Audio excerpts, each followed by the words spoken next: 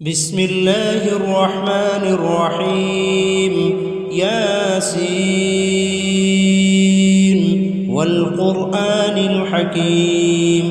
إنك لمن المرسلين على صراط مستقيم تنزيل العزيز الرحيم لتنذر قوما ما أنذر آباؤهم فهم غافلون لقد حق القول على أكثرهم فهم لا يؤمنون إنا جعلنا في أعناقهم أغلالا فهي إلى الأذقان فهم مقمحون وجعلنا من بين أيديهم سدا ومن خلفهم سدا فأغشيناهم فهم لا يبصرون وسواء عليهم أأنذرتهم أم لم تنذرهم لا يؤمنون إنما تنذر من اتبع الذكر وخشي الرحمن بالغيب فبشره بمغفرة وأجر كريم إنا نحن نحيي الموتى ونكتب ما قدموا وآثارهم وكل شيء أحصيناه في إمام مبين واضرب لهم مثلا أصحاب القرية إذ جاءها المرسلون إذ أرسلنا إليهم 2 فكذبوهما فعززنا بثالث فقالوا إنا إليكم مرسلون قالوا ما أنتم إلا بشر مثلنا وما أنزل الرحمن من شيء إن أنتم إلا تكذبون قالوا ربنا يعلم إنا إليكم لمرسلون وما علينا إلا البلاغ المبين قالوا إنا تطيرنا بكم لئن لم تنتهوا لنرجمنكم وليمسنكم منا عذاب أليم قالوا طائركم معكم أئن ذكرتم بل أنتم قوم مسرفون وجاء من أقصى المدينة رجل يسعى قال يا قوم اتبعوا المرسلين اتبعوا من لا يسألكم أجرا وهم مهتدون وما لي لا أعبد الذي فطرني وإليه ترجعون أأتخذ من دونه آلهة إن يردني الرحمن بضر لا تغن عني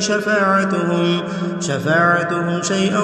ولا ينقذون إني إذا لفي ضلال مبين إني آمنت بربكم فاسمعون قيل ادخل الجنة قال يا ليت قومي يعلمون بما غفر لي ربي وجعلني من المكرمين وما أنزلنا على قومه من بعده من جند من السماء وما كنا منزلين إن كانت إلا صيحة واحدة فإذا هم خامدون يا حسرة على العباد ما يأتيهم من رسول إلا كانوا به يستهزئون ألم يروا كم أهلكنا قبلهم من القرون أنهم إليهم لا يرجعون وإن كل لما جميع لدينا محضرون وآية لهم الأرض الميتة وأحييناها وأخرجنا منها حبا فمنه يأكلون وجعلنا فيها جنات من نخيل وأعناب وفجرنا فيها من العيون ليأكلوا من ثمره وما عملته أيديهم أفلا يشكرون سبحان الذي خلق الأزواج كلها مما تنبت الأرض ومن أنفسهم ومما لا يعلمون وآية لهم الليل نسلخ منه النهار فإذا هم مظلمون والشمس تجري لمستقر لها ذلك تقدير العزيز العليم والقمر قدرناه منازل حتى عاد كالعرجون القديم لا الشمس ينبغي لها أن تدرك القمر ولا الليل سابق النهار وكل في فلك يسبحون وآية لهم أنا حملنا ذريتهم في الفلك المشحون وخلقنا لهم من مثله ما يركبون وإن نشأ نغرقهم فلا صريخ لهم ولا هم ينقذون إلا رحمة منا ومتاعا إلى حين وإذا قيل لهم اتقوا ما بين أيديكم وما خلفكم لعلكم ترحمون وما تأتيهم من آية من آيات ربهم إلا كانوا عنها معرضين وإذا قيل لهم أنفقوا مما رزقكم الله قال الذين كفروا للذين آمنوا أنطعم من لو يشاء الله أطعمه إن أنتم إلا في ضلال مبين ويقولون متى هذا الوعد إن كنتم صادقين ما ينظرون إلا صيحة واحدة تأخذهم وهم يخصمون فلا يستطيعون توصية ولا إلى أهلهم يرجعون ونفخ في الصور فإذا هم من الأجداث إلى ربهم ينسلون قالوا يا ويلنا من بعثنا من مرقدنا هذا ما وعد الرحمن وصدق المرسلون إن كانت إلا صيحة واحدة فإذا هم جميع لدينا محضرون فاليوم لا تظلم نفس شيئا ولا تجزون إلا ما كنتم تعملون إن أصحاب الجنة اليوم في شغل فاكهون هم وأزواجهم في ظلال على الأرائك متكئون لهم فيها فاكهة ولهم ما يدعون سلام قولا من رب رحيم وامتازوا اليوم أيها المجرمون ألم عاهد إليكم يا بني آدم ألا تعبدوا الشيطان إنه لكم عدو مبين وأن اعبدوني هذا صراط مستقيم ولقد أضل منكم جبلا كثيرا أفلم تكونوا تعقلون هذه جهنم التي كنتم توعدون اصلوها اليوم بما كنتم تكفرون اليوم نختم على أفواههم وتكلمنا أيديهم وتشهد أرجلهم بما كانوا يكسبون ولو نشاء لطمسنا على أعينهم فاستبقوا الصراط فأنى يبصرون ولو نشاء لمسخناهم على مكانتهم فما استطاعوا مضيا ولا يرجعون ومن نعمره ننكسه في الخلق أفلا يعقلون وما علمناه الشعر وما ينبغي له إن هو إلا ذكر وقرآن مبين لينذر من كان حيا ويحق القول على الكافرين أولم يروا أنا خلقنا لهم مما عملت أيدينا أنعاما فهم لها مالكون وذللناها لهم فمنها ركوبهم ومنها يأكلون ولهم فيها منافع ومشارب أفلا يشكرون واتخذوا من دون الله آلهة لعلهم ينصرون لا يستطيعون نصرهم وهم لهم جند محضرون فلا يحزنك قولهم إنا نعلم ما يسرون وما يعلنون أولم ير الإنسان أنا خلقناه من نطفة فإذا هو خصيم مبين وضرب لنا مثلا ونسي خلقه قال من يحيي العظام وهي رميم قل يحييها الذي أنشأها أول مرة وهو بكل خلق عليم الذي جعل لكم من الشجر الأخضر نارا فإذا أنتم منه توقدون أوليس الذي خلق السماوات والأرض بقادر على أن يخلق مثلهم بلى وهو الخلاق العليم إنما أمره إذا أراد شيئا أن يقول له كن فيكون فسبحان الذي بيده ملكوت كل شيء وإليه ترجعون بسم الله الرحمن الرحيم الرحمن علم القرآن خلق الإنسان علمه البيان الشمس والقمر بحسبان والنجم والشجر يسجدان والسماء رفعها ووضع الميزان ألا تطغوا في الميزان وأقيموا الوزن بالقسط ولا تخسروا الميزان والأرض وضعها للأنام فيها فاكهة والنخل ذات الأكمام والحب ذو العصف والريحان فبأي آلاء ربكما تكذبان خلق الإنسان من صلصال كالفخار وخلق الجان من مارج من نار فبأي آلاء ربكما تكذبان رب المشرقين ورب المغربين فبأي آلاء ربكما تكذبان مرج البحرين يلتقيان بينهما برزخ لا يبغيان فبأي آلاء ربكما تكذبان يخرج منهما اللؤلؤ والمرجان فبأي آلاء ربكما تكذبان وله الجوار المنشآت في البحر كالأعلام فبأي آلاء ربكما تكذبان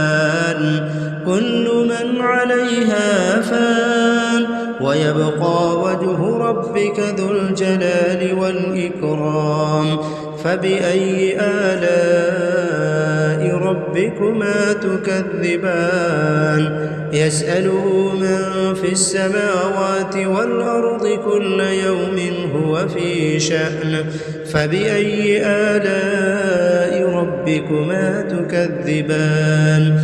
سنفرغ لكم أيها الثقلان فبأي آلاء ربكما تكذبان يا معشر الجن والإنس إن استطعتم أن تنفذوا من أقطار السماوات والأرض فانفذوا لا تنفذون إلا بسلطان فبأي آلاء ربكما تكذبان يرسل عليكما شواظ من نار ونحاس فلا تنتصران فبأي آلاء ربكما تكذبان فإذا انشقت السماء فكانت وردة كالدهان فبأي آلاء ربكما تكذبان فيومئذ لا يسأل عن ذنبه إنس ولا جان فبأي آلاء ربكما تكذبان يعرف المجرمون بسيماهم فيؤخذ بالنواصي والأقدام فبأي آلاء ربكما تكذبان هذه جهنم التي يكذب بها المجرمون يطوفون بينها وبين حميم آن فبأي آلاء ربكما تكذبان ولمن خاف مقام ربه جنتان فبأي آلاء ربكما تكذبان ذواتا أفنان فبأي آلاء ربكما تكذبان فيهما عينان تجريان فبأي آلاء ربكما تكذبان فيهما من كل فاكهة زوجان فبأي آلاء ربكما تكذبان متكئين على فرش بطائنها من استبرق وجنى الجنتين دان فبأي آلاء ربكما تكذبان فيهن قاصرات الطرف لم يطمثهن إنس قبلهم ولا جان فبأي آلاء ربكما تكذبان كأنهن الياقوت والمرجان فبأي آلاء ربكما تكذبان هل جزاء الإحسان إلا الإحسان فبأي آلاء ربكما تكذبان ومن دونهما جنتان فبأي آلاء ربكما تكذبان مدهامتان فبأي آلاء ربكما تكذبان فيهما عينان نضاختان فبأي آلاء ربكما تكذبان فيهما فاكهة ونخل ورمان فبأي آلاء ربكما تكذبان فيهن خيرات حسان فبأي آلاء ربكما تكذبان حور مقصورات في الخيام فبأي آلاء ربكما تكذبان لم يطمثهن إنس قبلهم ولا جان فبأي آلاء ربكما تكذبان متكئين على رفرف خضر وعبقري حسان فبأي آلاء ربكما تكذبان تبارك اسم ربك ذي الجلال والإكرام بسم الله الرحمن الرحيم إذا وقعت الواقعة ليس لوقعتها كاذبة خافضة رافعة إذا رجت الأرض رجا وبست الجبال بسا فكانت هباء منبثا وكنتم أزواجا ثلاثة فأصحاب الميمنة ما أصحاب الميمنة وأصحاب المشأمة ما أصحاب المشأمة والسابقون السابقون أولئك المقربون في جنات النعيم ثلة من الأولين وقليل من الآخرين على سرر موضونة متكئين عليها متقابلين يطوف عليهم ولدان مخلدون بأكواب وأباريق وكأس من معين لا يصدعون عنها ولا ينزفون وفاكهة مما يتخيرون ولحم طير مما يشتهون وحور عين كأمثال اللؤلؤ المكنون جزاء بما كانوا يعملون لا يسمعون فيها لغوا ولا تأثيما إلا قيلا سلاما سلاما وأصحاب اليمين ما أصحاب اليمين في سدر مخضود وطلح منضود وظل ممدود وماء مسكوب وفاكهة كثيرة لا مقطوعة ولا ممنوعة وفرش مرفوعة إنا أنشأناهن إنشاء فجعلناهن أبكارا عربا أترابا لأصحاب اليمين ثلة من الأولين وثلة من الآخرين. وأصحاب الشمال ما أصحاب الشمال في سموم وحميم وظل من يحموم لا بارد ولا كريم. إنهم كانوا قبل ذلك مترفين وكانوا يصرون على الحنث العظيم وكانوا يقولون أئذا متنا وكنا ترابا وعظاما أئنا لمبعوثون أو آباؤنا الأولون قل إن الأولين والآخرين لمجموعون إلى ميقات يوم معلوم ثم إنكم أيها الضالون المكذبون لآكلون من شجر من زقوم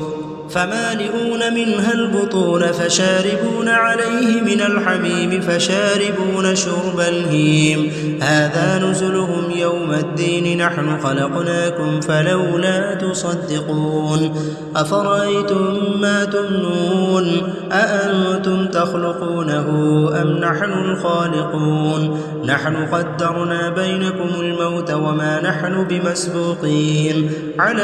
أن نبدل أمثالكم وننشئكم فيما لا تعلمون ولقد علمتم النشأة الأولى فلولا تذكرون أفرأيتم ما تحرثون أأنتم تزرعونه أم نحن الزارعون لو نشاء لجعلناه حطاما فظلتم تفكهون إنا لمغرمون بل نحن محرومون أفرأيتم الماء الذي تشربون أأنتم أنزلتموه من المزن أم نحن المنزلون لو نشاء جعلناه أجاجا فلولا تشكرون أفرأيتم النار التي تورون أأنتم أنشأتم شجرتها أم نحن المنشئون نحن جعلناها تذكرة ومتاعا للمقوين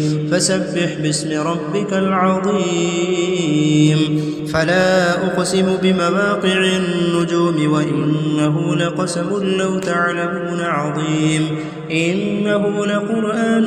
كريم في كتاب مكنون لا يمسه إلا المطهرون تنزيل من رب العالمين أفبهذا الحديث أنتم مدهنون وتجعلون رزقكم أنكم تكذبون فلولا إذا بلغت الحلقوم وأنتم حينئذ تنظرون ونحن أقرب إليه منكم ولكن لا تبصرون فلولا إن كنتم غير مدينين ترجعونها إن كنتم صادقين فأما إن كان من المقربين فروح وريحان وجنة نعيم وأما إن كان من أصحاب اليمين فسلام لك من أصحاب اليمين وأما إن كان من المكذبين الضالين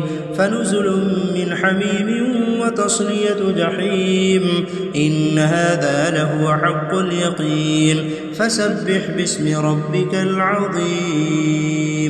بسم الله الرحمن الرحيم تبارك الذي بيده الملك وهو على كل شيء قدير الذي خلق الموت والحياة ليبلوكم أيكم أحسن عملا وهو العزيز الغفور الذي خلق 7 سماوات طباقا ما ترى في خلق الرحمن من تفاوت فارجع البصر هل ترى من فطور ثم ارجع البصر كرتين ينقلب إليك البصر خاسئا وهو حسير ولقد زينا السماء الدنيا بمصابيح وجعلناها رجوما للشياطين وأعتدنا لهم عذاب السعير وللذين كفروا بربهم عذاب جهنم وبئس المصير إذا ألقوا فيها سمعوا لها شهيقا وهي تفور تكاد تميز من الغيظ كلما ألقي فيها فوج سألهم خزنتها ألم يأتكم نذير قالوا بلى قد جاءنا نذير فكذبنا وقلنا ما نزل الله من شيء إن أنتم إلا في ضلال كبير وقالوا لو كنا نسمع أو نعقل ما كنا في أصحاب السعير فاعترفوا بذنبهم فسحقا لأصحاب السعير إن الذين يخشون ربهم بالغيب لهم مغفرة وأجر كبير وأسروا قولكم أو اجهروا به إنه عليم بذات الصدور ألا يعلم من خلق وهو اللطيف الخبير هو الذي جعل لكم الأرض ذلولا فامشوا في مناكبها وكلوا من رزقه وإليه النشور أأمنتم من في السماء أن يخسف بكم الأرض فإذا هي تمور أم أمنتم من في السماء أن يرسل عليكم حاصبا فستعلمون كيف نذير ولقد كذب الذين من قبلهم فكيف كان نكير أولم يروا إلى الطير فوقهم صافات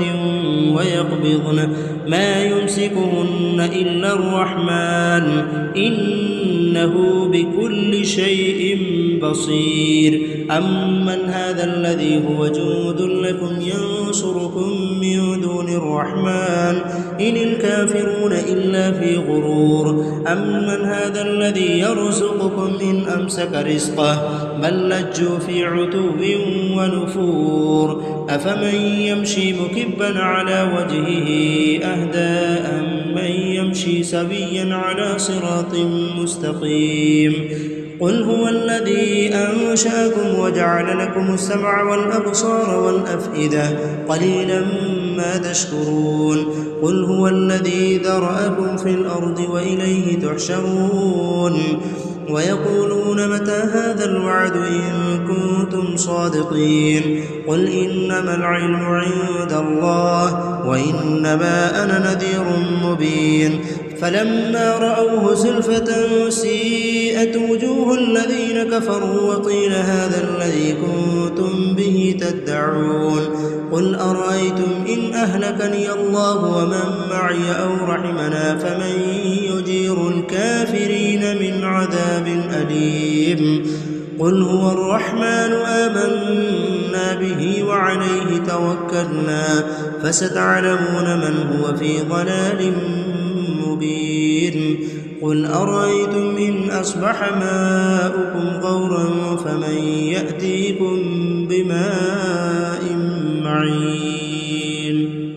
بسم الله الرحمن الرحيم ياسين والقرآن الحكيم إنك لمن المرسلين على صراط مستقيم تنزيل العزيز الرحيم لتنذر قوما ما أنذر آباؤهم فهم غافلون لقد حق القول على أكثرهم فهم لا يؤمنون إنا جعلنا في أعناقهم أغلالا فهي إلى الأذقان فهم مقمحون وجعلنا من بين أيديهم سدا ومن خلفهم سدا فأغشيناهم فهم لا يبصرون وسواء عليهم أأنذرتهم أم لم تنذرهم لا يؤمنون إنما تنذر من اتبع الذكر وخشي الرحمن بالغيب فبشره بمغفرة وأجر كريم إنا نحن نحيي الموتى ونكتب ما قدموا وآثارهم وكل شيء أحصيناه في إمام مبين واضرب لهم مثلا أصحاب القرية إذ جاءها المرسلون إذ أرسلنا إليهم 2 فكذبوهما فعززنا بثالث فقالوا إنا إليكم مرسلون قالوا ما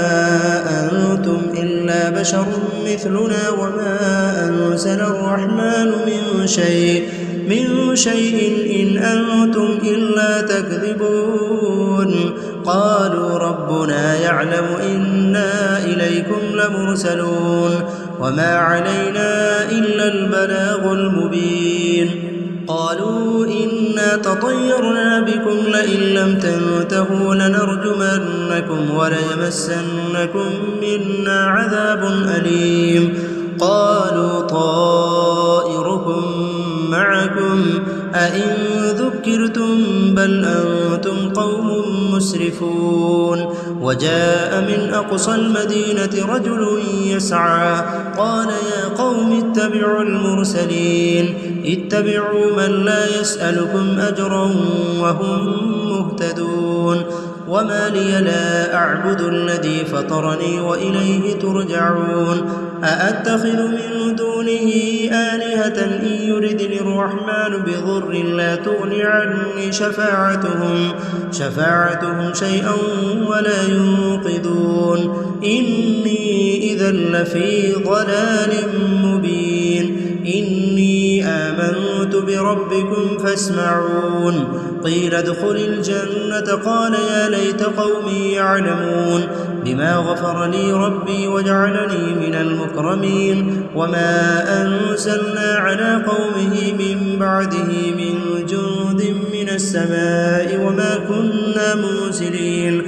إن كانت إلا صيحة واحدة فإذا هم خامدون يا حسرة على العباد ما يأتيهم من رسول إلا كانوا به يستهزئون ألم يروا كم أهلكنا قبلهم من القرون أنهم إليهم لا يرجعون وإن كل لما جميع لدينا محضرون وآية لهم الأرض الميتة وأحييناها وأخرجنا منها حبا فمنه يأكلون وجعلنا فيها جنات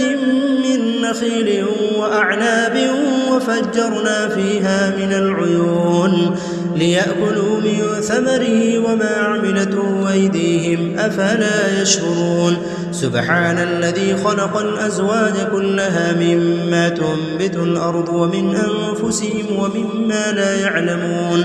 وآية لهم الليل نسلخ منه النهار فإذا هم مظلمون والشمس تجري لمستقر لها ذلك تقدير العزيز العليم والقمر قدرناه منازل حتى عاد كالعرجون القديم لا الشمس ينبغي لها أن تدرك القمر ولا الليل سابق النهار وكل في فلك يسبحون وآية لهم أنا حملنا ذريتهم في الفلك المشحون وخلقنا لهم من مثله ما يركبون وإن نشأ نغرقهم فلا صريخ لهم ولا هم ينقذون إلا رحمة منا ومتاعا إلى حين وإذا قيل لهم اتقوا ما بين أيديكم وما خلفكم لعلكم ترحمون وما تأتيهم من آية من آيات ربهم إلا كانوا عنها معرضين وإذا قيل لهم أنفقوا مما رزقكم الله قال الذين كفروا للذين آمنوا أنطعم من لو يشاء الله أطعمه إن أنتم إلا في ضلال مبين ويقولون متى هذا الوعد إن كنتم صادقين ما ينظرون إلا صيحة واحدة تأخذهم وهم يخصمون فلا يستطيعون توصية ولا إلى أهلهم يرجعون ونفخ في الصور فإذا هم من الأجداث إلى ربهم ينسلون قالوا يا ويلنا من بعثنا من مرقدنا هذا ما وعد الرحمن وصدق المرسلون إن كانت إلا صيحة واحدة فإذا هم جميع لدينا محضرون فاليوم لا تظلم نفس شيئا ولا تجزون إلا ما كنتم تعملون إن أصحاب الجنة اليوم في شغل فاكهون هم وأزواجهم في ظلال على الأرائك متكئون لهم فيها فاكهة ولهم ما يدعون سلام قولا من رب رحيم وامتازوا اليوم أيها المجرمون ألم عاهد إليكم يا بني آدم ألا تعبدوا الشيطان إنه لكم عدو مبين وأن اعبدوني هذا صراط مستقيم ولقد أضل منكم جبلا كثيرا أفلم تكونوا تعقلون هذه جهنم التي كنتم توعدون اصلوها اليوم بما كنتم تكفرون اليوم نختم على أفواههم وتكلمنا أيديهم وتشهد أرجلهم بما كانوا يكسبون ولو نشاء لطمسنا على أعينهم فاستبقوا الصراط فأنى يبصرون ولو نشاء لمسخناهم على مكانتهم فما استطاعوا مضيا ولا يرجعون ومن نعمره ننكسه في الخلق أفلا يعقلون وما علمناه الشعر وما ينبغي له إن هو إلا ذكر وقرآن مبين لينذر من كان حيا ويحق القول على الكافرين أولم يروا أنا خلقنا لهم مما عملت أيدينا أنعاما فهم لها مالكون وذللناها لهم فمنها ركوبهم ومنها يأكلون ولهم فيها منافع ومشارب أفلا يشكرون واتخذوا من دون الله آلهة لعلهم ينصرون لا يستطيعون نصرهم وهم لهم جند محضرون فلا يحزنك قولهم إنا نعلم ما يسرون وما يعلنون أولم ير الإنسان أنا خلقناه من نطفة فإذا هو خصيم مبين وضرب لنا مثلا ونسي خلقه قال من يحيي العظام وهي رميم قل يحييها الذي أنشأها أول مرة وهو بكل خلق عليم الذي جعل لكم من الشجر الأخضر نارا فإذا أنتم منه توقدون أوليس الذي خلق السماوات والأرض بقادر على أن يخلق مثلهم بلى وهو الخلاق العليم إنما أمره إذا أراد شيئا أن يقول له كن فيكون فسبحان الذي بيده ملكوت كل شيء وإليه ترجعون بسم الله الرحمن الرحيم الرحمن علم القرآن خلق الإنسان علمه البيان الشمس والقمر بحسبان والنجم والشجر يسجدان والسماء رفعها ووضع الميزان ألا تطغوا في الميزان وأقيموا الوزن بالقسط ولا تخسروا الميزان والأرض وضعها للأنام فيها فاكهة والنخل ذات الأكمام والحب ذو العصف والريحان فبأي آلاء ربكما تكذبان خلق الإنسان من صلصال كالفخار وخلق الجان من مارج من نار فبأي آلاء ربكما تكذبان رب المشرقين ورب المغربين فبأي آلاء ربكما تكذبان مرج البحرين يلتقيان بينهما برزخ لا يبغيان فبأي آلاء ربكما تكذبان يخرج منهما اللؤلؤ والمرجان فبأي آلاء ربكما تكذبان وله الجوار المنشآت في البحر كالأعلام فبأي آلاء ربكما تكذبان كل من عليها فان ويبقى وجه ربك ذو الجلال والإكرام فبأي آلاء ربكما تكذبان يسأله من في السماوات والأرض كل يوم هو في شأن فبأي آلاء ربكما تكذبان سنفرغ لكم أيها الثقلان فبأي آلاء ربكما تكذبان يا معشر الجن والإنس إن استطعتم أن تنفذوا من أقطار السماوات والأرض فانفذوا لا تنفذون إلا بسلطان فبأي آلاء ربكما تكذبان يرسل عليكما شواظ من نار ونحاس فلا تنتصران فبأي آلاء ربكما تكذبان فإذا انشقت السماء فكانت وردة كالدهان